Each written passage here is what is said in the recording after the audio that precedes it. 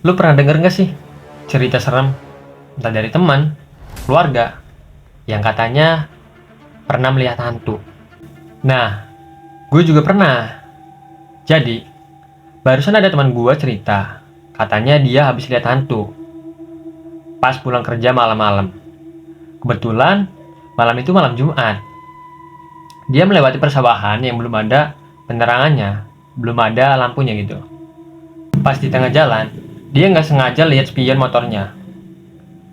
Di situ, dia lihat sosok perempuan, pakai baju warna putih, rambut panjang, tapi mukanya nggak kelihatan. Karena dia ketakutan, akhirnya dia coba gaspol motornya. Tapi ada yang aneh. Katanya biasanya melewati persawahan itu cuma 5 menit. Itu paling lama. Tapi pas waktu itu, terasa lama banget. Gak nyampe-nyampe gitu. Seolah-olah waktu itu berhenti. Dan ada lagi temen gue yang pernah lihat sosok tinggi besar, hitam, di kamar mandinya. Dia mau lari karena dia ketakutan. Tapi seolah-olah badannya itu nggak bisa gerak. Sama sekali nggak bisa gerak. Seolah-olah waktu itu berhenti.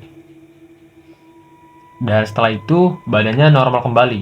Akhirnya dia lari sambil teriak dan sekujur tubuhnya itu basah oleh keringat. Tapi bener nggak sih waktu yang terasa melambat itu karena hantu? Badan lu ketika ngeliat hantu nggak bisa bergerak, itu juga karena hantu. Hantunya meluk lu gitu, supaya lu nggak bisa bergerak. Apa gimana? Sebenarnya itu semua bisa dijelasin tanpa melibatkan hal mistis. Kenapa teman gua bisa melihat sosok perempuan? Kenapa dia bisa melihat sosok tinggi besar di kamar mandinya? Terus kenapa ketika kita melihat sosok hantu, badan kita itu nggak bisa bergerak, seolah-olah waktu itu melambat, membeku gitu.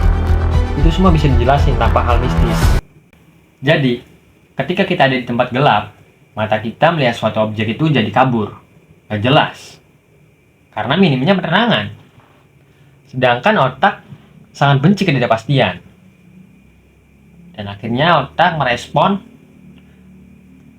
daripada tidak punya penjelasan sama sekali, otak memilih menciptakan sugesti, yaitu sosok hantu tadi. Ya, contohnya temen gua yang katanya pernah melihat hantu. Terus kenapa sosoknya itu perempuan gitu? Atau kayak teman gua tadi itu yang pernah melihat sosok tinggi besar hitam. Mungkin itu hanya pemikiran bias dari budaya sekitar kita. Atau menarik data dari cerita-cerita dulu yang pernah orang tua ceritakan.